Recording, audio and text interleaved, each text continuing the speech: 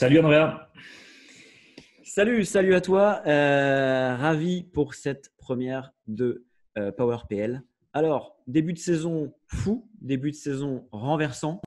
On peut déjà faire un pré-bilan de ce début de saison concernant les top joueurs, lesquels t'ont marqué. Alors, les top joueurs, il y en a quelques-uns qui sont assez évidents. Et le premier, je pense qu'il revient tout de suite, c'est James Rodriguez. Son arrivée à Everton a suscité beaucoup d'excitation, de curiosité aussi, parce que quelque part, quand on voit son pédigré et le fait qu'il ait joué au Bayern, qu'il ait joué au Real, le voir débarquer à Everton, on va pas dire que c'est un déclassement, mais pas loin quand même. Everton, c'est pas le top 4, c'est même pas le top 6 sur les dernières saisons. Donc on s'est demandé un peu si ce qu'il venait faire là, s'il venait se relancer. Et le fait que la présence de Carlo Ancelotti change Ouais. beaucoup de choses parce que les deux hommes se connaissent. Et ce qui est impressionnant, c'est que c'est pas forcément quelqu'un qui semblait adapté ou prêt pour la première ligue, un petit peu comme Mesut Özil, et qui a eu un impact immédiat avec Everton. Il est assez sensationnel. Il est déjà à 3 buts et 2 passes décisives en 4 journées. Et puis surtout, voilà, il a cette élégance que pouvait avoir, ou qu'a encore Ozil, même si on la voit moins, mais cette élégance naturelle sur le terrain qui est assez fascinante. Et le problème de ces joueurs-là, c'est toujours de savoir s'ils sont capables d'allier à la fois cette élégance, cet esthétisme et l'efficacité dans le football anglais. On sait que c'est un championnat d'impact physique, Ouais. d'intensité, de vitesse. Et lui, il a prouvé, en tout cas, il est en train de prouver pour le moment, qu'on est capable de jouer au football en Angleterre sans même sprinter. Parce qu'il a très peu de sprints par match, ce qui est assez étonnant. Il y a même un match où il avait 0 sprint dans le match, et pourtant il a été décisif à plusieurs reprises. Il est influent dans le jeu. Ouais. Donc ça, c'est évidemment la bonne pioche et le super joueur, top joueur déniché par Everton, et qui, quelque part, illustre aussi le bon début de saison d'Everton. Sa classe et sa vision du jeu sont des vrais plus, c'est sûr.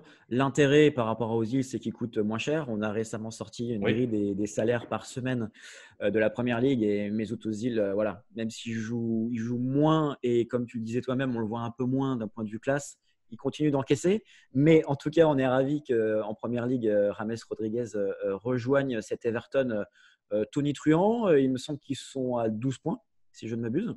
Oui, sans faute. Un sans faute, 4 Euh, journées, 4 victoires. Sans faute, fabuleux. Est-ce qu'il y a un autre joueur ou d'autres joueurs qui t'ont marqué également sur ce début de saison?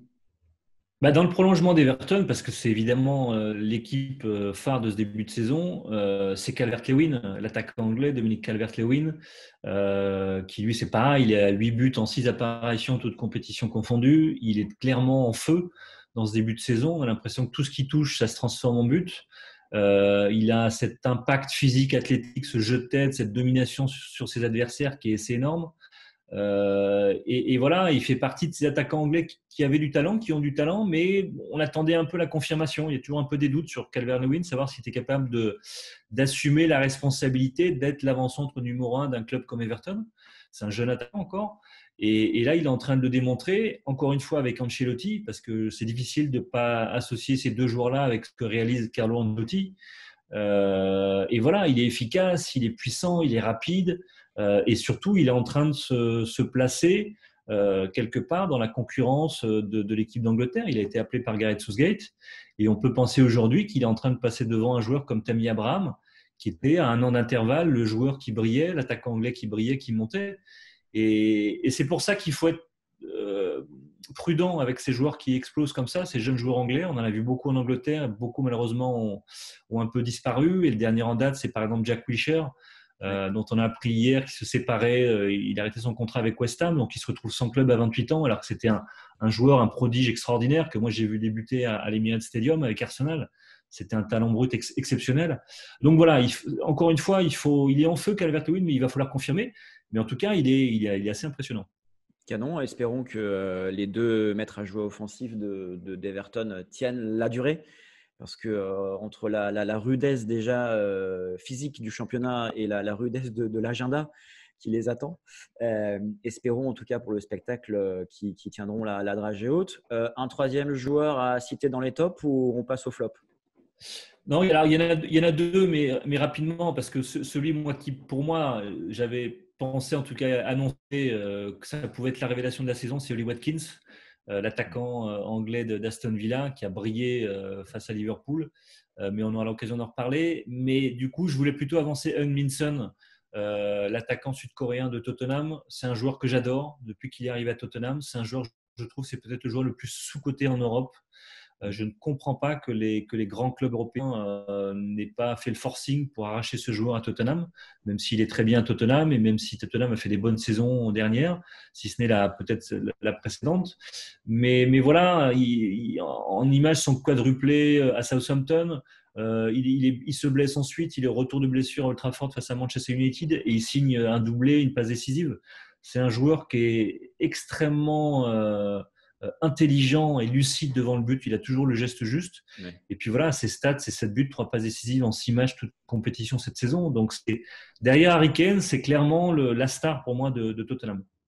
Et ça d'autant plus que je suis tout à fait d'accord avec toi sur le côté sous-côté, qui puisait dans la série d'Amazon, où ils suivent la saison dernière de Tottenham. C'est marrant parce qu'il est, je pense, naturellement discret, mais dans chaque épisode de cette émission, il crevait l'écran. Il crevait l'écran et puis moi, ce qui m'a marqué, c'est José Mourinho il a été adversaire de Minson avec d'autres clubs, mais le fait de travailler avec lui, très rapidement, il se rend compte que c'est un top player. Ouais. Et il le dit à plusieurs reprises et il se rend compte de l'importance de Minson et notamment durant la blessure quand ils apprennent la blessure d'Harry Kane, la grave blessure d'Harry Kane, ouais. Ils se disent surtout pour peu qu'on ne perde pas Minson, qui est juste fantastique. Il manque de bol, il se fait mal au bras, il me semble, dans la foulée. Et il se blesse aussi, ouais, malheureusement. Donc, ça veut dire qu'à ce moment-là, Mourinho a pu voir qu'il pouvait vraiment compter sur Heung-min Son, mais il a tout de suite vu en tout cas un peu plus tard, qu'il ne pouvait pas trop compter sur Dele Alli. Oui, et ça se confirme malheureusement cette saison. Ah oui, là, c'est improbable. Très, très bien. L'autre versant, concernant les flops, tu penses à qui ? Les joueurs décevants, pour moi, il y en a 3 et c'est marrant parce qu'ils jouent dans le même secteur, c'est au niveau de la défense. Le premier, pour moi, c'est Van Dijk. Van Dijk, c'était le monstre de Liverpool, celui qui a métamorphosé cette équipe des Reds, qui l'a fait passer d'une équipe du top 6 qui était beaucoup trop déséquilibrée, qui prenait trop de buts, à un véritable candidat au titre, qui ensuite a gagné le titre et qui était sacré champion d'Europe. Donc c'est clairement un joueur qui était monstrueux, c'était longtemps le défenseur le plus cher du monde. Et depuis 4-5 mois, depuis peut-être le restart, c'est un joueur qui a perdu un peu en sérénité, qui commet des erreurs inhabituelles, qui est souvent pris dans son dos, qui a des erreurs d'inattention et qui est plus aussi souverain qu'il l'avait été par le passé.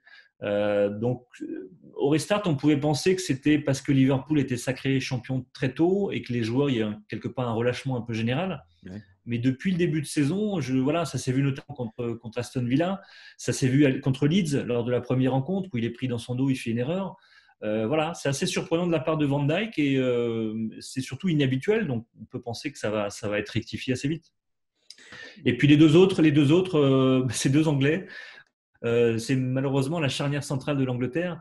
C'est Joe Gomez de Liverpool et Harry Maguire de Manchester United. Et c'est pareil, c'est deux défenseurs qui sont totalement à la ramasse depuis le début de la saison. Joe Gomez, moi j'en avais pensé beaucoup de bien et je pensais qu'avec le départ de Lovren, il allait s'affirmer un peu plus comme le partenaire de Van Dijk au sein de cette défense de Liverpool. Et depuis le début de la saison, il commet erreur sur erreur. Il n'est pas bon dans l'alignement, il n'est pas bon dans les duels, il n'est pas bon dans l'anticipation. Donc, ça fait beaucoup de carences.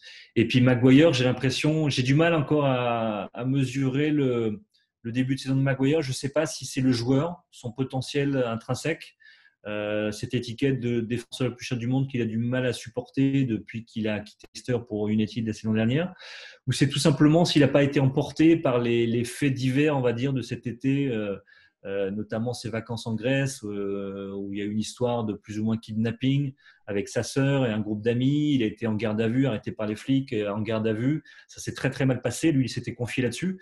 Il a été vraiment très marqué par tout ça. Derrière, il a été écarté de l'équipe d'Angleterre. Ouais. On se posait la question de savoir s'il devait garder le brassard de capitaine à United. Et on voit surtout que ses performances sur le terrain s'en trouvent modifiées, changées, en tout cas en pâtissent, clairement. D'accord, donc top 3 défenseurs centraux du coup. Mais c'est vrai que quand on voit les… Mais quelque part, ça correspond aussi à un peu cette folie du championnat d'Angleterre depuis le début de la saison. On a inscrit 144 buts en 38 matchs. C'est une moyenne de 3,79 buts par match. C'est un record depuis les années 30, Mon Dieu. 1930, donc Ouais. c'est dire. Et quelque part, ceux qui s'en trouvent le plus en difficulté, c'est les défenseurs, forcément, les défenseurs et les gardiens. Ah oui, là, ils sont pas du tout à la fête, c'est clair. On va Et passer j'aurais pu au… mettre quelques gardiens, hein. Jordan Pickford, le gardien de l'Angleterre, qui commet boulette sur boulette Ah oui, avec là, c'est Everton, festif. alors Là, c'est… qu'Everton est en tête. Oui, mais C'est il y c'est a la, aussi quelque chose de il marquant. y a la tradition des gardiens anglais. Ça, même s'il y a de temps en temps des petites périodes un peu plus positives, mais en général, ça C'est reste la toujours… mauvaise tradition qui revient, hein, clairement. Exactement. On attaque les équipes. Ton top 3, qui sera bon, sans doute un petit peu lié au top 3 des joueurs, mais top 3 équipes. Oui, top 3, clairement, c'est évident. La première équipe, c'est Everton, qui est en tête. Je le disais, sans faute, 4 matchs, 4 victoires, un allant offensif extraordinaire, un recrutement très intelligent, très juste, avec les arrivées d'Alan, sentinelle devant la défense, avec Doucouré, qui est un joueur, une valeur sûre de la première ligue, qu'on a découvert à Watford. Énorme activité.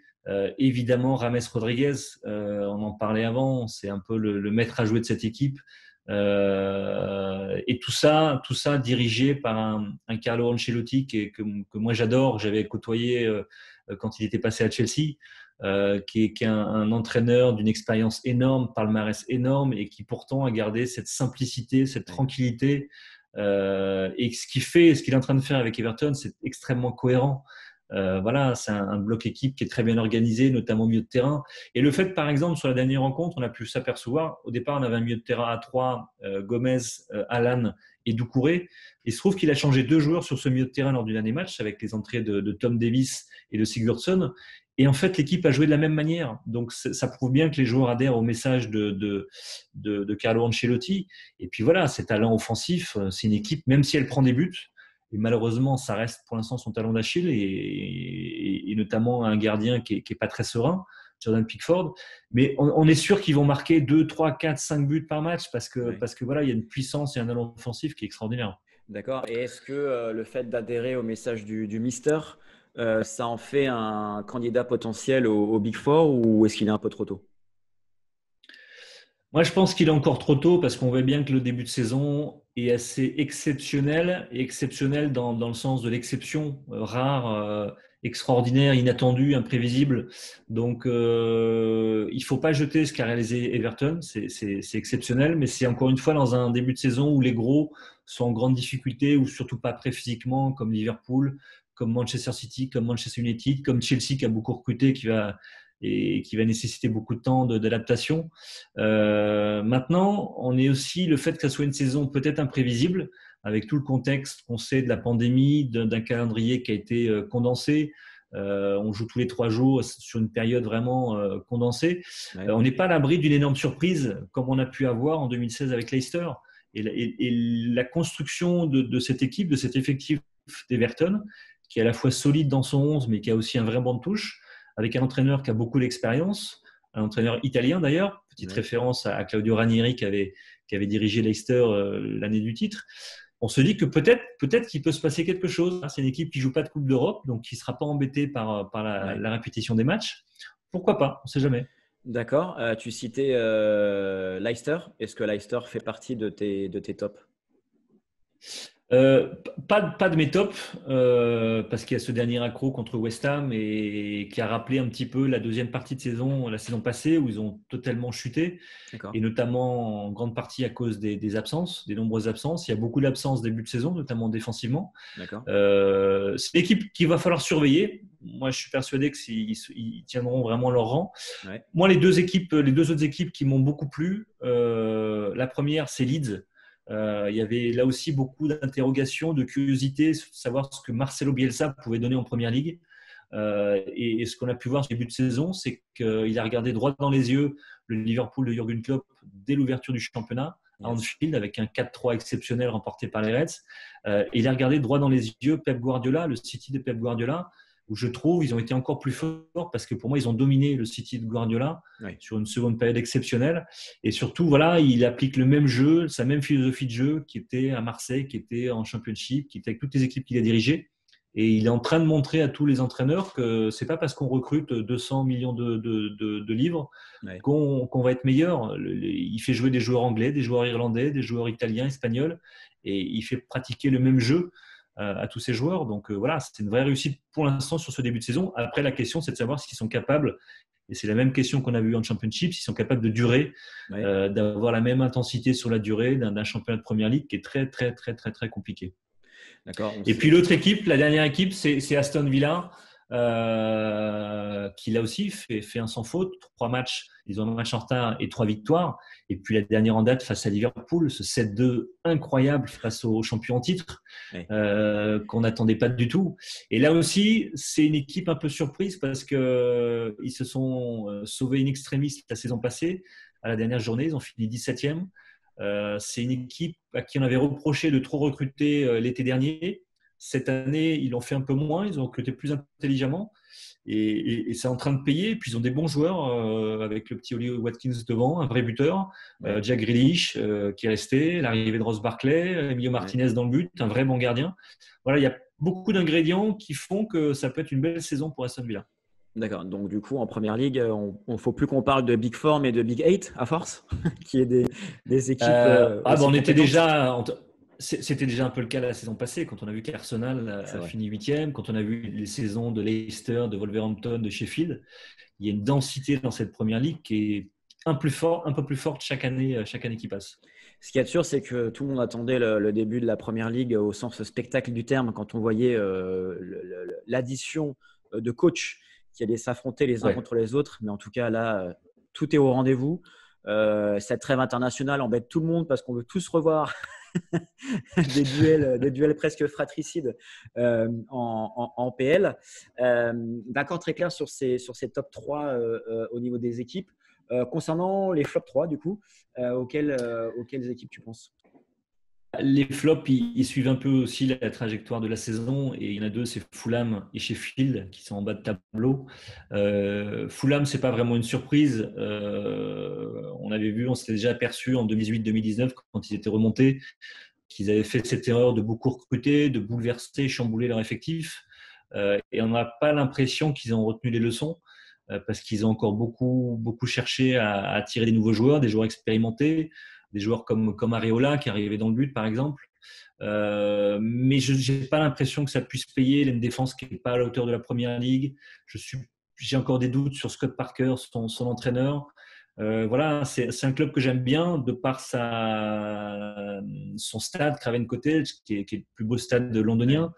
Mais ça va être très compliqué pour eux cette saison. On l'a pu le voir, un petit peu comme Norwich, je pense, la saison passée. Et puis Sheffield United, j'en parlais, c'était l'une des surprises de la saison passée. Et on n'a pas retrouvé le Sheffield de solide défensivement de la saison passée et qui était capable de se projeter assez rapidement vers l'avant. Mais c'est aussi parce que les adversaires maintenant connaissent Sheffield, cette équipe de Chris Wilder. Et voilà, il va falloir être capable de se renouveler dans cette équipe. Mais voilà, j'ai un peu plus confiance en Sheffield qu'en Fulham pour le maintien. D'accord, même si Fulham hier, rappelons-le, a recruté Andersen de l'OL. Je ne sais pas si c'est matière à se rassurer quand on voit les performances d'Anderson à Lyon. J'allais terminer ma phrase en espérant qu'il retrouve ses performances de Serie A. C'est ça. Mais en tout cas, c'est vrai qu'ils ont la mauvaise habitude de recruter énormément de quantité de joueurs à chaque fois. Il y a 20, 30%, 40% de l'effectif qui est revu à chaque fois. C'est sûr que ce n'est pas source de stabilité. Donc, tu nous as cité… Et puis, Sheffield, Fulham. Ouais. Et puis la troisième, il fallait forcément un gros dans ce début de saison et c'est Manchester United. C'est Manchester United pour 2 choses. D'abord parce que c'était l'équipe la plus séduisante depuis le restart, notamment sous l'impulsion de son duo Bruno Fernandes, Paul Pogba, qui était de retour de blessure. Et puis de son trio offensif, Rashford, Martial, Greenwood. C'était l'équipe la plus séduisante, c'est l'équipe qui est montée en puissance, c'était l'équipe qui avait pris le plus de points avec City. Et on n'a pas retrouvé ça sur ce début de saison. Et moi, je continue de penser que c'est une équipe qui n'est pas prête physiquement, de par le contexte très particulier, de par le fait que comme City, ils ont joué de la Coupe d'Europe en août, qu'ils n'ont pas eu réellement des vraies vacances. Et que c'est quelque chose qu'on ne peut pas sous-estimer dans une préparation estivale. C'est hyper important dans une saison et peut-être d'autant plus en Angleterre où il n'y a pas de trêve hivernale, où on joue à Noël, on joue au Nouvel An, et que l'intensité est telle il faut avoir une préparation assez longue. Donc voilà, je suis pas encore inquiet, j'arrive pas encore à être inquiet comme les supporters de United. Je pense qu'ils ont l'effectif et l'équipe pour se ressaisir et aller batailler pour une place dans le top 4. Et en effet, juste pour une toute petite parenthèse, il y a évidemment la préparation physique, mais il y a aussi peut-être des problèmes de préparation mentale, dans le sens où il faut être capable de réenchaîner et de se mettre dans la peau d'un protagoniste tous les 3 jours. Ce d'autant plus que dans ce qui va s'enchaîner, ça va être la saison, ça va être l'Euro, une autre saison, la Coupe du Monde. Donc, le prochain RTT d'un joueur de foot international sera a priori en août 2022. Mais jusque-là où… Non, mais attends, c'est ça, mais c'est exactement ça. On va surtout pas plaindre les joueurs de foot de ne pas avoir de vacances et de souffrir alors qu'il y en a d'autres qui ont beaucoup moins de vacances et qui sont dans des difficultés. C'est surtout pas ça. Mais il faut quand même rappeler que c'est des athlètes de haut niveau. Et à un moment donné, l'athlète de niveau, il a besoin d'évacuer toute la pression, il a besoin de s'aérer l'esprit, pas que le corps, mais aussi l'esprit. Et malheureusement, dans ce qui s'est passé depuis le mois de mars, avec cette période du Covid, ces 3 mois d'inactivité, mais inactivité, ils n'étaient pas en vacances, ils étaient en espèce d'entretien physique. D'ailleurs, ils ont eu une reprise de championnat condensée en 5 semaines, ils ont eu les Coupes d'Europe en août, et puis on reprend tout de suite le championnat avec une cadence qui va être énorme jusqu'à l'Euro. Et clairement, on le voit d'ailleurs chez les gros, que ce soit Liverpool, que ce soit Manchester City, que ce soit Manchester United, il y a une espèce d'usure psychologique qu'on ressent. Et voilà, on se demande combien de temps ça va prendre pour recharger les batteries et relancer la machine. Je ne suis pas sûr que les coupures, les trêves internationales le permettent, même si j'ai l'impression que les sélectionneurs essaient de soulager un peu certains joueurs. Mais voilà, pour moi, voilà, c'est une saison très particulière quand même. D'accord. Alors, je rectifie juste ce que j'ai dit par rapport à l'enchaînement des compétitions, puisque la Coupe du Monde au Qatar aura lieu en hiver. Voilà. Mais il n'en reste pas moins que le prochain RTT d'un joueur de foot sera a priori en juin 2022. Super, merci pour ce focus concernant Manchester United. Donc, la passerelle est toute trouvée pour notre tranche Mercato. United, pour rappel, dans les grandes lignes, a recruté Alex Telles de Porto, Edinson Cavani qui était libre, qui partait du PSG, et ma pépite préférée, Facundo Pellistri qui arrive de Pénarol. Est-ce qu'aujourd'hui, et toi-même qui as souligné les problèmes défensifs des Red Devils, est-ce que ce sera suffisant pour régler la problématique actuelle du club mancunien? Faut pas oublier Donny van de Beek qui était arrivé un peu plus tôt et qui pour moi reste la vraie bonne recrue, la vraie bonne pioche de ce mercato mancunien. Clairement, il est encore trop tôt. C'est la saison qui fera le juge de paix de ce recrutement mancunien. Je comprends la déception des supporters de United de par le feuilleton Jadon Sancho qui a été un vrai échec. Mais qui a été un échec parce que la barre fixée par Dortmund, je pense, était trop haute dans le contexte de la pandémie. On ne le dit pas assez souvent, mais tous les clubs ont énormément souffert de la pandémie, et autant les grands que les petits. Manchester United, c'est un club qui perd beaucoup d'argent à cause de ces matchs à huis clos. C'est 5 à 6 millions d'euros par match. C'est énorme. On arrive à une note de 150 millions à la fin de la saison. Et voilà. Après, ils avaient des besoins assez clairs. Ils avaient besoin pour moi d'un neuf pour épauler, suppléer Martial. Ils l'ont fait avec Cavani, et c'était au dernier moment. Je pense que Cavani, s'il est fit, comme on dit en Angleterre, si physiquement il tient le coup, c'est quelqu'un qui va leur faire beaucoup de bien, parce que c'est quelqu'un qui a déjà un jeu de tête que n'ont pas les attaquants actuels de Manchester United. C'est quelqu'un dans le jeu de transition de Solskjaer va apporter énormément. Il a une expérience énorme.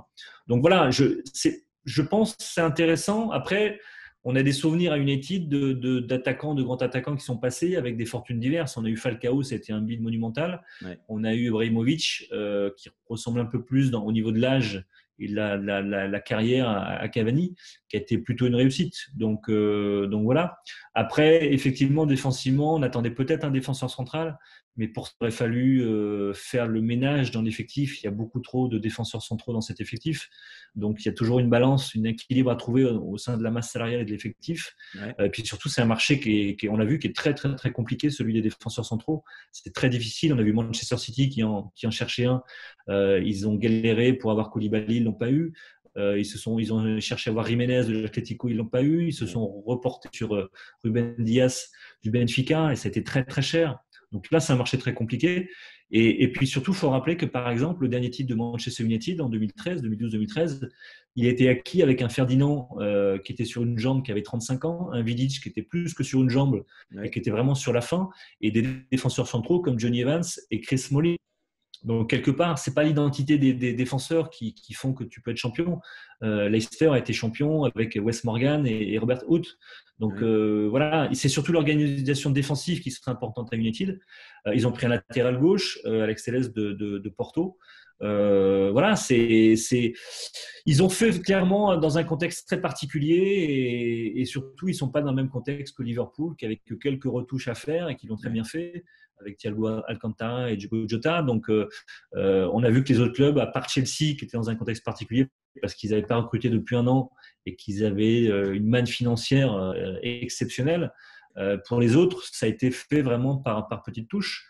Maintenant, il ne faut pas oublier tout ce qui a été fait à United et j'ai l'impression, moi, que les supporters sont un peu trop dans l'optique de FIFA Manager, il suffit de recruter beaucoup pour faire une équipe compétitive. C'est pas le cas, ça marche pas comme ça. Le football, c'est beaucoup plus compliqué. C'est un processus qui est beaucoup plus lent. Et que ce qu'a fait Solskjaer pour moi depuis 1 an et demi, voilà, il est passé de la 6e place à la 3e place la saison passée. Ils sont qualifiés en Ligue des Champions. Ils ont des jeunes joueurs qui sont sortis comme Mason Greenwood, McTominay qui devient intéressant, même le petit Brendan Williams. Donc voilà, ça se construit lentement et pour moi, ils restent sur la bonne voie. Voilà. D'accord. Écoute, très clair et très précis. Merci pour ce point mancunien.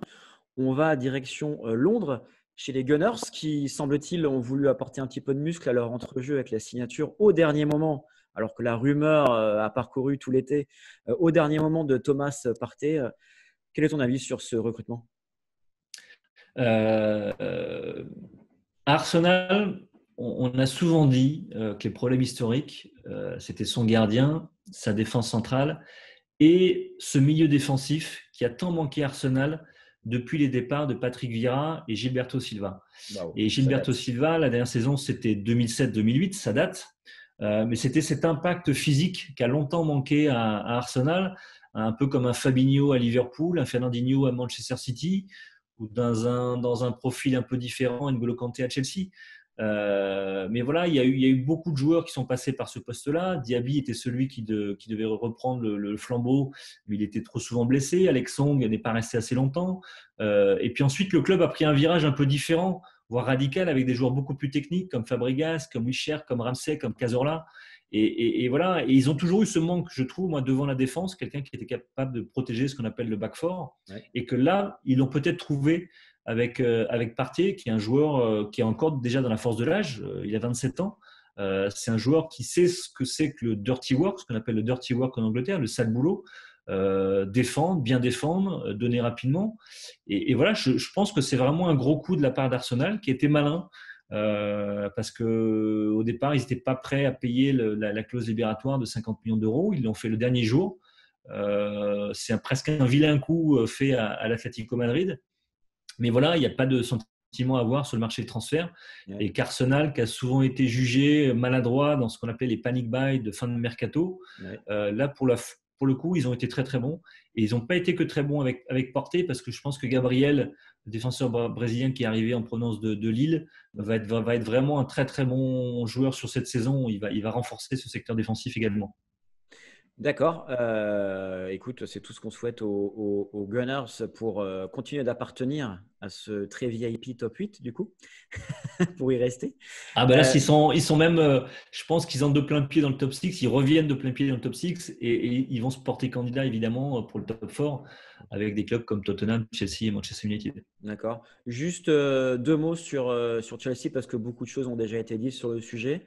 Est-ce que tu penses que la sauce va prendre rapidement ou est-ce que tu penses qu'il ne faut pas avoir trop d'expectations cette année ?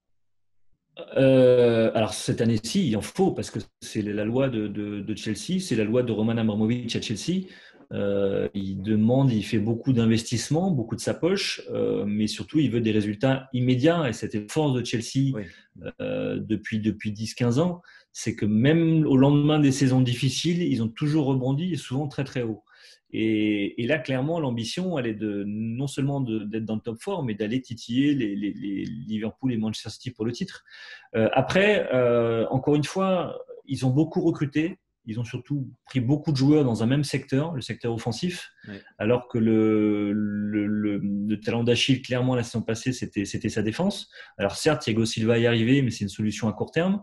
Ben Chilwell sur le côté gauche, c'est une recrue merveilleuse, c'est un joueur que j'adore. Et puis Edouard Mendy, il faudra juger sur la durée, qui sera en concurrence avec Kepa. Mais voilà, quand on change comme ça autant de joueurs, le dernier coup d'envoi, il y avait 5 à 6 nouveaux joueurs sur les 11 qui ont débuté le match. C'est énorme, c'est énorme. Moi, j'ai toujours en souvenir, comme disait Arsène Wenger, c'est qu'au-delà de 3 nouveaux joueurs par saison, on bouleverse l'équilibre de l'équipe. Et là, clairement, on l'a vu sur le début de saison de Chelsea. Ça va mettre du temps à assembler ce puzzle. Mais voilà, mais Lampard n'a pas le choix. Cette fois, il est clairement sous pression pour avoir des résultats, pour avoir des trophées et pour jouer le titre. D'accord. Autre club, ça clôturera la partie mercato, qui a pas mal investi en nombre, en tout cas, cette année, c'est Aston Villa. Est-ce que tu penses alors tu as cité d'autres joueurs tout à l'heure, mais moi j'ai fait un focus sur Barkley et Watkins. Est-ce que tu penses qu'il y a déjà un effet? Est-ce que cet effet est durable du côté des Villains? Ça se voit en tout cas sur leur début de saison, parce que c'est un sans faute, c'est quand même pas anodin. Évidemment, il y a ce 7-2 face à Liverpool, qui est autant dû aux difficultés de Liverpool au niveau défensif, mais aussi à la qualité du jeu d'Aston Villa, qui était très porté vers l'avant, à certaines de ses recrues. Et le premier qui vient, c'est évidemment Oli Watkins, qui est pour moi, qui sera la révélation de cette saison. C'est un joueur qui marquait déjà beaucoup, qui était deuxième meilleur buteur du Championship la saison passée, avec 25 réalisations. C'est quelqu'un qui marque beaucoup, qui est puissant, qui est rapide, qui a un bon jeu de tête, qui a une bonne frappe, un excellent pied droit. C'est un attaquant assez complet. Et puis surtout, c'est quelqu'un qui sera soutenu, épaulé par 2 créatifs qui sont Ross Barkley. Même si j'ai toujours des doutes sur ce joueur, il revient dans un club qui est peut-être un peu plus à la dimension de son talent, qu'on n'a pas vu un peu trop haut, qui était estampillé comme le nouveau Rooney. Et un joueur qui, pour moi, est la recrue de cet été à Aston Villa, c'est Jack Grealish. Parce que Jack Grealish, tout le monde l'imaginait partir, le voyait partir cet été. Et c'est quelqu'un qui a été merveilleux durant la première partie de saison, la saison passée, un peu moins la seconde, mais qui va faire beaucoup de bien à cette équipe. Et on a vu sur ce match contre Liverpool, il était impliqué sur 5 buts. C'est énorme. Je crois que c'est une première dans l'histoire de la Première Ligue. Et puis voilà, puis je pense qu'il a à cœur aussi de prouver que tous ces grands clubs qui ne sont pas venus le chercher, qu'ils avaient tort. Donc voilà, il y a beaucoup d'enjeux pour ce joueur. Il y a l'Euro à la fin de la saison avec l'équipe d'Angleterre, où il n'est pas encore assuré d'une place. Donc voilà, c'est une équipe cette équipe de Villa qui a recruté aussi un gardien, Emilio Martinez. C'est très très très important dans la quête du maintien d'avoir un très bon gardien. Et avec Martinez, ils l'ont. Donc voilà, c'est une équipe qui est très équilibrée et qui doit s'appuyer sur la souffrance qu'ils ont eue la saison passée pour se maintenir. D'accord. Très clair. Concernant la prochaine journée qui aura lieu dans une grosse dizaine de jours, est-ce que toi-même tu fais un focus sur certaines affiches? La prochaine journée, forcément, il y a une affiche qu'on ne peut pas rater. C'est le Merseyside Derby entre Everton et Liverpool, entre le leader actuel de la Première Ligue et le champion en titre.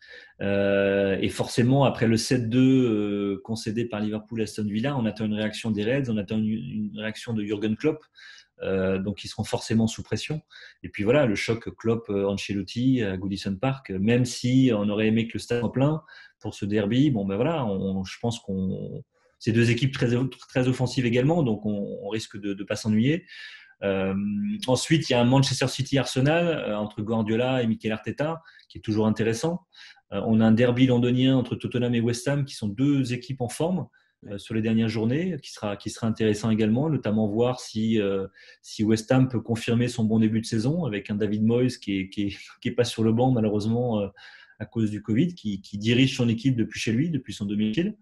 Et puis un classique de la Première Ligue, Newcastle-Manchester United, qui a toujours été une affiche spectaculaire, qui renvoie un peu aux affrontements entre Alex Ferguson et Kevin Keegan dans les années 90. Voilà qui ne nous rajeunit pas. C'est noté concernant les tablettes de la prochaine journée. Canon, écoute, on se retrouve à la fin du mois pour faire une sorte de bilan du mois d'octobre. Et d'ici là, combien de buts auront été marqués? Sans doute plus d'une centaine. Je te remercie beaucoup. On peut l'espérer. Ouais, je te remercie beaucoup, Bruno, et je te dis à très vite.